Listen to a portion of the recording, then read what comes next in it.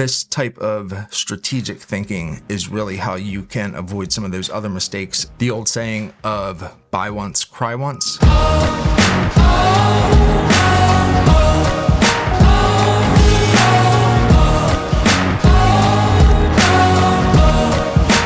to the 6th episode of the Shell Cordovan Podcast. My name is David. For those of you that are new to this podcast or my YouTube channel, this all started with my Instagram account, which goes by the name of Shelvage. My YouTube channel goes by the name of Shelvage as well. And that is a combination of two of my biggest passions in the menswear industry, which is the casual side of classic menswear. And of course, traditional welded footwear. My favorite leather is Shell Cordovan. So we take those two things and we get Shelvage. Selvage denim, Shell Cordovan, Shelvage. We'll start with looking at any of the industry news that's come out over the last week. Next, we'll get into the comment section, and I'm also going to reply to any comments that you have provided or any questions that you have provided through this new pod inbox link that I've sent out last week on my YouTube feed. So let's go ahead and get started. If I'm being honest, I looked on a number of different blogs, different websites, and there just didn't seem to be any industry news coming out this week that was like worthwhile diving into and sharing with all of you. That said, I'm going to move over into YouTube. There was a video posted this past week by Shoe Guy, Wisconsin Shoe Guy, as he refers to himself. And I wanted to just kind of, share that video very briefly, a few of my own thoughts, and we'll take it from there. So let's take a look at the video. Awesome. So I will put the link to that YouTube video in the show notes for those of you that are watching on one of the podcast platforms like Apple Podcasts, Spotify, or anywhere that you get your podcasts. And I'll also include it in the description for those that are listening on YouTube Music or watching the video on the YouTube platform. My thoughts here are that, first, this is a pair of Arum made to measure Shell Cordovan Centurion, which is fantastic shoe. Fantastic enough that I've got one right here. This is not the first pair that Antonio made, but it's the first pair within like the last 5 years.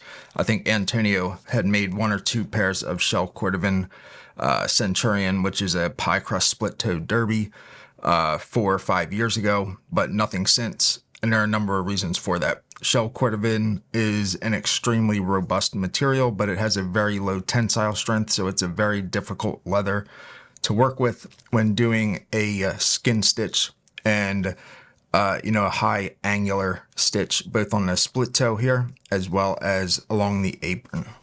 He sounds like he's thrilled with the pair, so that's all that matters. I couldn't be happier for him. The pair that I have is, again, it's on a different last. It has a different patina, although it came out very similar. And, overall, this is a pair of shoes that I worked with Antonio very closely on. I helped him with feedback as he was kind of refining his process of making a shoe like this, just because of my vast experience with Shell Cordovan and high-end bespoke shoemakers using Shell Cordovan, making pairs for me, just to try and really ensure that when you're making a $3,000 shoe, it's made to the highest specifications and there aren't issues being caused by the characteristics or the nuances of the leather that's being used. Meaning, when you apply a patina to Shell Cordovan, it's going to react differently than when you apply a patina to like a vegetable tanned calfskin or a vintage tan chrome calfskin. That said, a few things I would definitely call out here. This, again, like I said, this is one of the first pairs, or this was the first pair that Antonio made as part of this recent Shell Cordovan Centurion project that was started maybe like 2.5 years ago, probably even longer than that, like 3.5 years ago. I got my pair a year ago, and I'm really pleased with them. There are a few things I'm not so pleased with, and I think there's probably like some shared blame there between myself and Antonio. And this is not, a complaint or anything like that, but just kind of showing a few of the key differences of what you see Antonio delivering here versus what you may see here.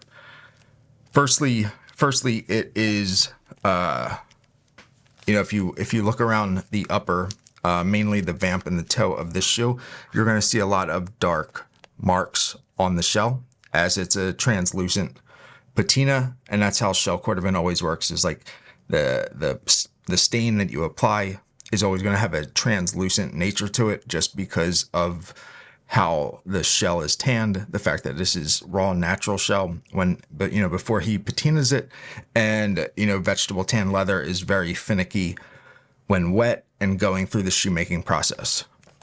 What these dark spots are, as we take a look at it, is this is where he is hammering the shell, crafting the shape and lasting the upper.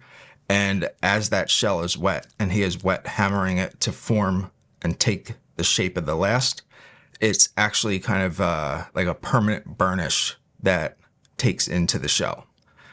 Now, this wasn't that stark when I first got them, but through the wear of the patina and the dark antiquing that was applied to the shell, that's kind of like bleeded out of the shell, which is expected, but it's just revealed more of some of those growing pains of learning to go through and patina Shell Cordovan like this.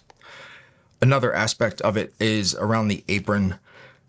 You can really see there's a pretty significant amount of tool markings that go around it. These opportunities, as I'll say here, is nothing that would cause me to express any like dissatisfaction with Antonio again. But what I'll call out is that because it was done while the upper was wet, it's created this not just the indent from doing that stitching, but it's also kind of burnished those tool markings into the shell.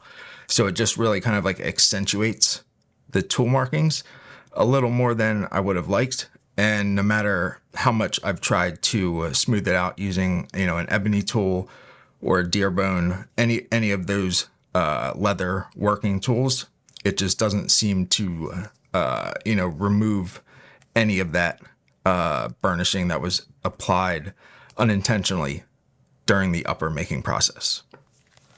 Now, overall, I am extremely pleased with these. They're extremely well-made shoes. That does not affect the performance of them whatsoever. Just some characteristics of going through and being like the first of him coming back to this project of making a Shell Cordovan Centurion, going through those growing pains, and it's something I should have been aware of and been a little more vocal about at the time to make sure that Antonio understood that like this isn't something I would have ideally wanted to see. Let's take a look at the comment that I received through the pod inbox channel that I mentioned earlier. I'm going to show you what the text version of this pod inbox feature looks like, and then we'll go ahead and I'll kind of like walk you through how you'll be able to record your own message next time. This is from an audience member by the initials ID, and I'll read his comment here. If you were to start your shoe collection from scratch, where would you start? Which 3 things would you definitely do, and which 3 things you would not do? Any shoe type styles you would avoid? Would you still go Shell Cordovan shoes over calfskin? I'm starting to build my shoe collection, and even if I can afford Shell Cordovan shoes, I'm not yet very convinced of getting more than 1 pair, to be honest, as I don't mind polishing and taking care of my shoes. Let us know what you think. Thanks, and keep up the good work. Well, I really appreciate the comment, and I think this is like a great series of questions. I'll try and break it down and address each of them. So let's start with the first. If I were building a shoe collection with all of the experience and knowledge that I have today, the 3 things that I would definitely do are go after shoes that I really want and make sure that I take the time to invest in finding out what it is that I want. Now, you can go about doing that different ways, but ultimately you should avoid the nature to be like impatient and go after deals for shoes that you don't want versus being a little more patient, saving the money and getting the pair of shoes that you really do want. So that's kind of the first what I would do and the first what I wouldn't do. The reason I say that is because ultimately most of us are going to find out we're going to buy those shoes on sale because, hey, like that's cheap. It's a great deal. Let's get it. In reality, you're probably going to do that a few times. And after you've bought 2 of those pairs of shoes, you probably spent the same amount of the pair of shoes that you just really wanted. So you could have just saved that up, gotten the 1 pair of shoes that you really wanted, as opposed to 2 shoes that you like, but aren't the one that you really wanted to get. The old saying of buy once, cry once really applies in any realm of kind of any like industry that has a high price tag associated with it, whether it's electronics, cameras, or shoes, menswear. A lot of times getting a high volume of items at a good deal does not fulfill the desire that you would have for that one real premium item that you're going after, but you just can't quite justify spending it all on one item. Now, budgetary things come into being a factor here, but ultimately, if you're going to spend $500 on 5 items that you don't really love, you could definitely spend that $500 on the one item that's going to last you a lifetime, that you do truly love, and is really the thing that you want. The next thing that I would definitely do is trust my gut when it comes to picking my size. There have been many times when I've really kind of sought out the advice of many others, and including the shoemaker or the retailer.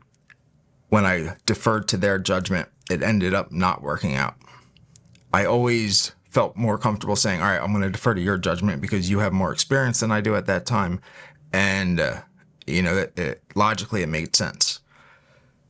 In reality, like I know what's most comfortable on my feet and what aspects of shoes have become problematic from a pain point, literally a pain point perspective. And, at this point, I really do trust my gut. And if I'm in between sizes, I know exactly how to, account for that to make sure that I get the proper fitting shoe. So trust your gut.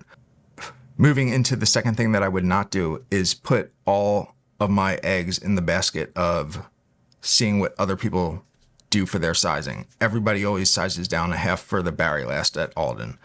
Everybody always sizes down or sizes up a half of size for the Simpson last at Carmina. So on and so on and so on. Those rule of thumbs from a sizing perspective, very similar to the last thing that I would do. What I would not do is follow all of those rules of thumb.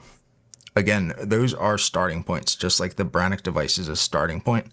But ultimately, you have to take that starting point and then layer on all of your experience and knowledge that you've gathered to make the best decision. And those generalizations throughout the community should not be the final layer. They should be the first layer that then you add your knowledge, your experience, and your actual wearing of shoes to determine what the right adjustment is based on a particular last to decide what to go with for yourself. The third thing that I would 100% do is be more strategic about my purchases. It's very, very attractive to go ahead and buy, your loafers in the summer, in the spring, your boots in the fall and the winter. But ultimately, like as you begin to level up your collection or just kind of level up what taste and the refinement that you have in that collection, you need to kind of plan ahead. If you want to secure a pair of shoes that takes 6 months, you should be thinking about that 6 months ahead of when you want to wear them. Probably 6 to 8 months ahead of that. This type of strategic thinking is really how you can avoid some of those other mistakes of falling into the trap of being like, oh, this is a sale because it's like a loafer and it's summer. That's great. But in reality, like loafers tend to go on sale during the warmer months because like the loafer purchasing season is actually more towards like the, first quarter of the year, as that's when all the new stock is coming in and people are buying it. And then as you get into the dog days of summer, that stock is starting to whittle down and the sale prices come out. Really make sure that you are being intentional about making those purchases, that you're planning ahead and you're not falling for the sale price to get something that you don't want. Make sure that you plan ahead so that you can kind of budget what it is that you do want and plan when it is that you should order it so that you can enjoy that in the upcoming season. The last thing that I would stop doing or not do anymore is obsess about the shoes. A lot of the enjoyment that I'm getting over the last 2 years is wearing them, enjoying them for what it is that they're meant for, as opposed to just enjoying being able to have the shoe. Now, both of those are, ways of enjoying your shoes, but in reality, you can only care for the shoe and apply polish and shine it so many times without actually just wearing it and enjoying it and finding more enjoyment out of that than being able to just hold the shoe in your hand like this. I still do enjoy holding a well-made shoe like this. I think there's just something, it's hard to put into words, but when you hold something of quality, you can really appreciate the art, the artisan that made it, the craftsmanship that went into it, and all the history behind all of those techniques. But what it boils down to is you need to enjoy wearing the shoe for what it's intended for. The next question here from ID, and I'm gonna fly through some of these questions just for purposes of time, but would I still go with Shell Cordovan shoes over calfskin? He elaborates that, even if he could afford the Shell Cordovan shoes, he's not sure he's convinced that he wants more than one because he doesn't mind polishing and taking care of his shoes. I think there's a misconception in there, and I'll address that. But ultimately, would I still go for Shell Cordovan shoes? 100%. It has nothing to do with caring for them or not caring for them, or caring for calfskin or not caring for calfskin. What it has to do with is I really find the Shell Cordovan leather just has a certain intrinsic charm about it. The way that the luster kind of brings out this soft, natural, translucent color, that is very attractive to me. It's a little more eye appealing than a beautiful calfskin, or this particular shoe is camel leather, beautiful leather, but it doesn't have that same look and feel as Shell Cordovan. So 100% always going to be a fan of Shell Cordovan, and I can't really see a time when I would not have that as my favorite leather. The aspect of, he doesn't see the value of Shell Cordovan because he doesn't mind caring for his shoes is a bit of kind of a misconception of the benefit of Shell Cordovan is you don't have to care for it. That's simply one characteristic, but you still do 100% need to care for Shell Cordovan. You should polish it, whether, meaning using a conditioner. You should protect the toe and the heel of a Shell Cordovan shoe, meaning a light layer of paste or wax polish, so that if you scuff it, you're not scuffing and scratching the shell, but you are scuffing and scratching the surface layer of wax that you've applied. So the care routine for Shell Cordovan versus calfskin, they're not that far off. The same concepts apply. It's just that Shell Cordovan is an extremely hot stuffed wax, and it's a very robust tanning process that it goes through. So it's almost like a self-polishing leather in the sense that you don't need to introduce more product as often as you would a calfskin leather. It doesn't mean that you shouldn't care for it, and it doesn't mean that you would go for Shell Cordovan over calfskin because you don't like to polish shoes. It's simply that one of the benefits or one of the characteristics of Shell Cordovan is all of those oils and waxes that are hot stuffed in the tanning process. Those will excrete themselves as you wear the shoes in the heat and the different elements, and then you can brush them, and your ongoing maintenance is a little bit less than the calfskin counterpart, but it doesn't mean that you don't care for them. It's just that there's a different care process in between wears than, say a calfskin pair. Again, really appreciate ID providing this text input and feedback. Really enjoyed that.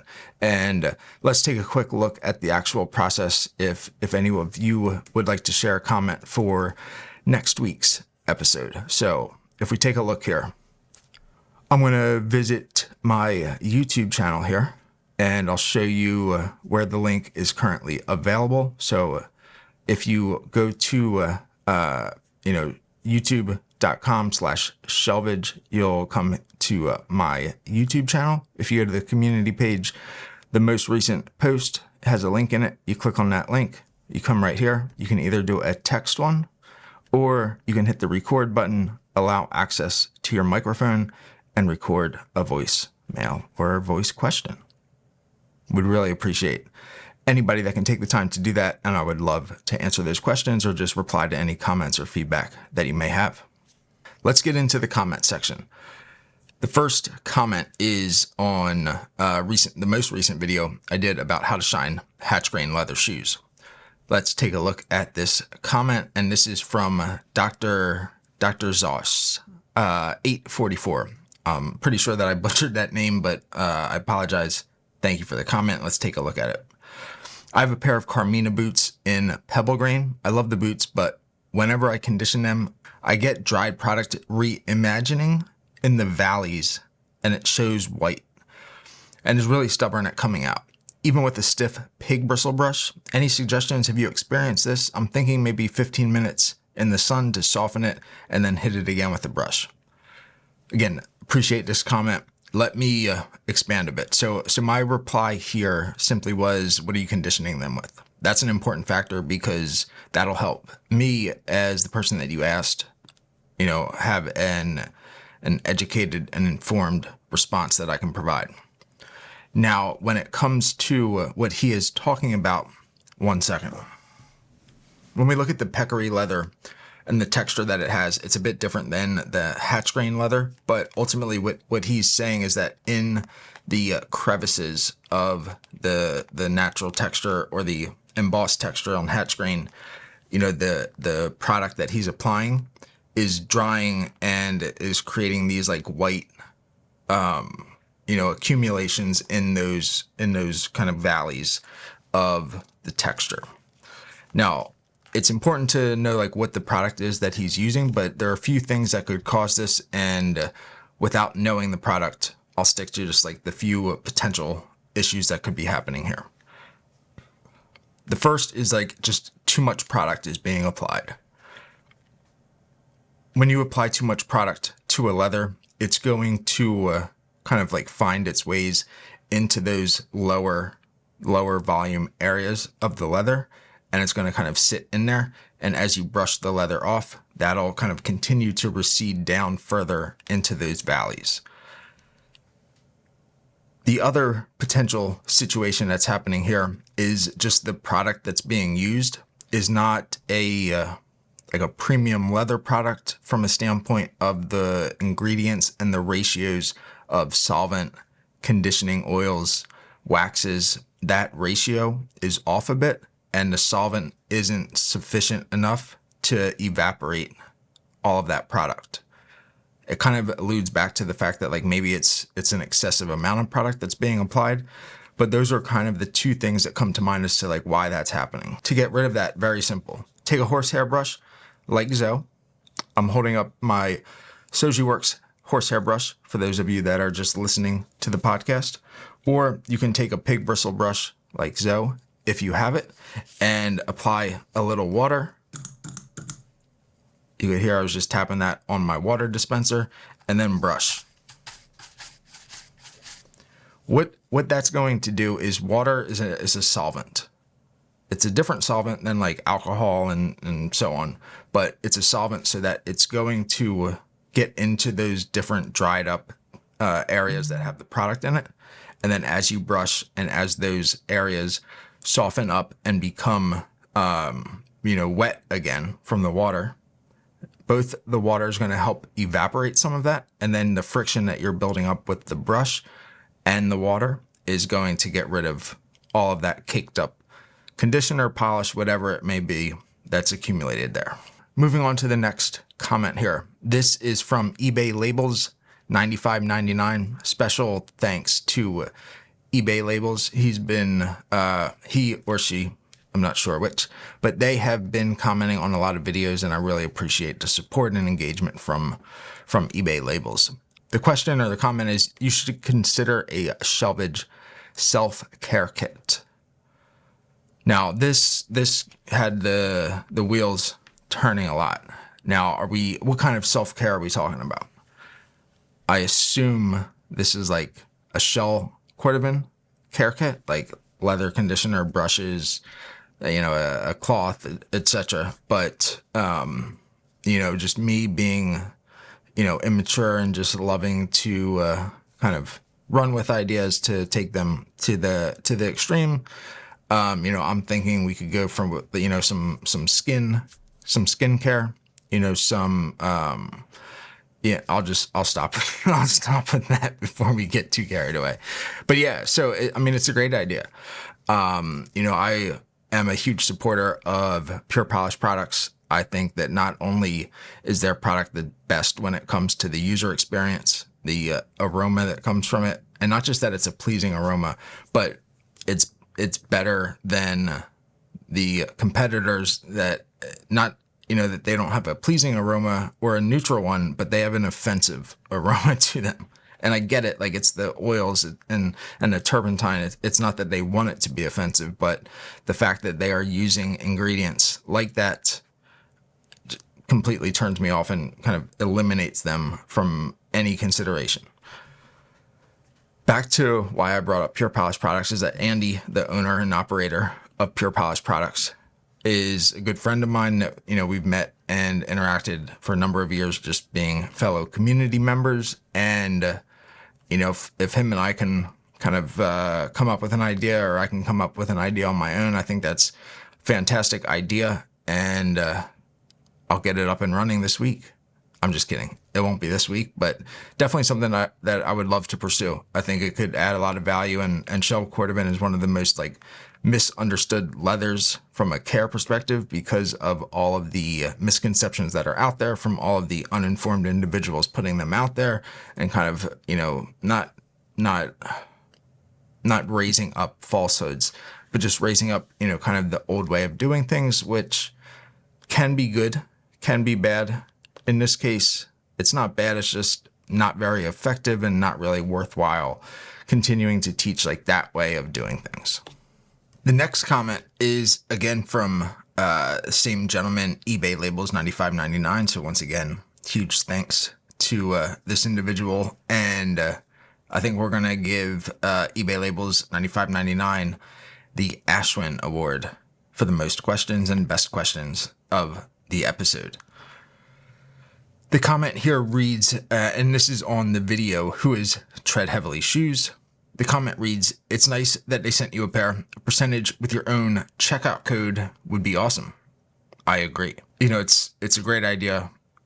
I would love to chat with Ali about it more. Ali's the owner and founder of Tread Heavily Shoes, but ultimately I think we're still a little bit away from being ready to do something like that, specifically for Tread Heavily Shoes.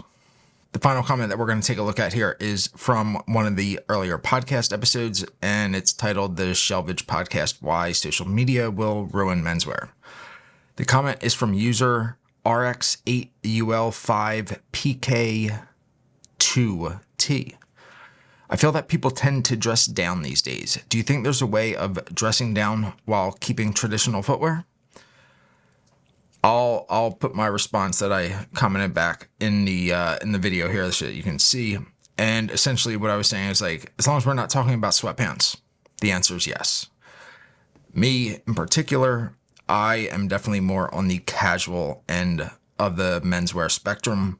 I really enjoy wearing denim, chinos, maybe like a nice pair of trousers and a button-down shirt. Very rarely, if ever, will I be wearing a suit. And, I think traditionally when you think of, welded footwear, Goodyear welded dress shoes, hand welded shoes, you think of suits, very formal occasions. They're definitely intended for that. But I think in today's age where we're kind of balancing wearing like gym wear or athletic wear everywhere and, wanting to present yourself very nicely, wanting to convey the fact that you pay attention to details, you're a detail-oriented person, you care about the individuals around you by showing that you care for yourself and presenting yourself in a very positive light.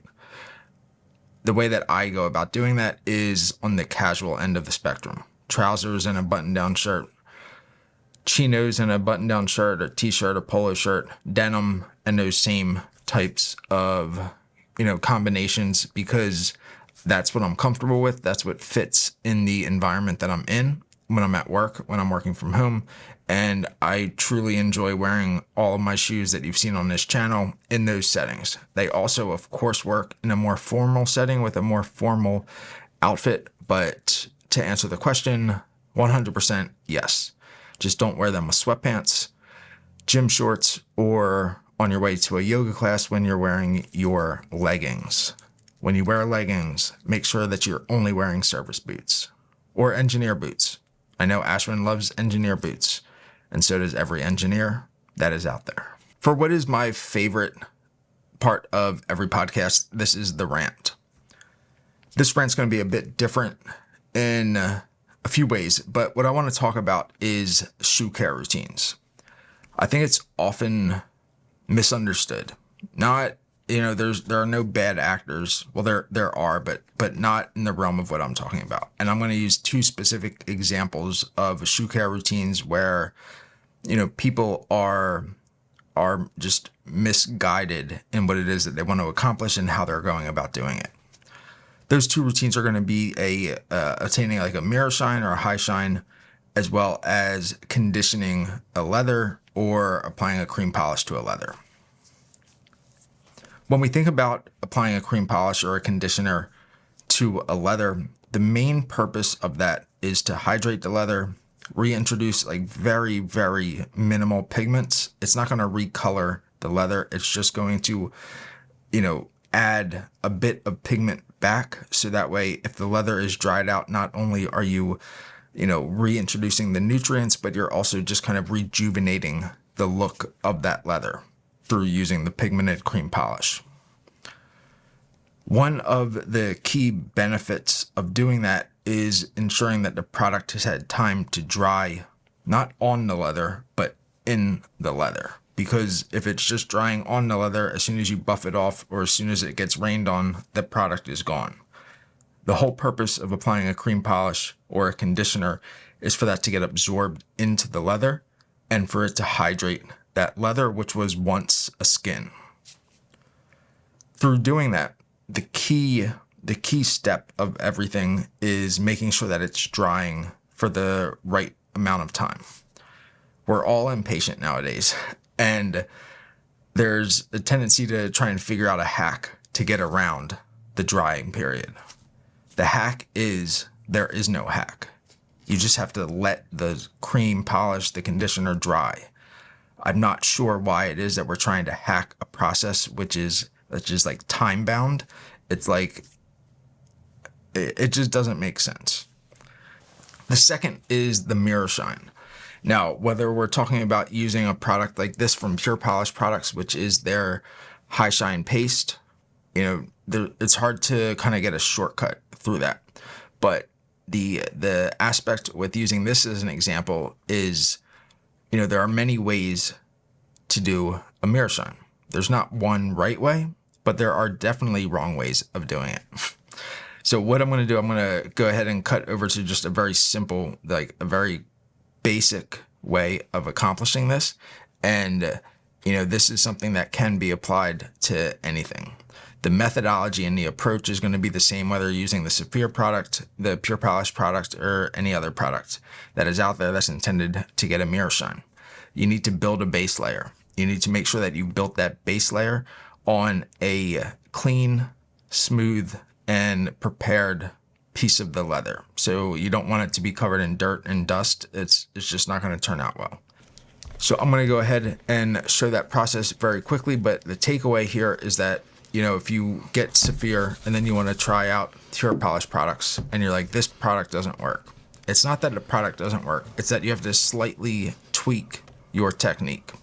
If you go ahead and look at one product versus another, or you use the products much differently than how they're intended or what their intended purpose is for, it's going to complicate and make your life more difficult, because ultimately, that's not what the product is intended to do. It's like using a wax polish to hydrate the leather.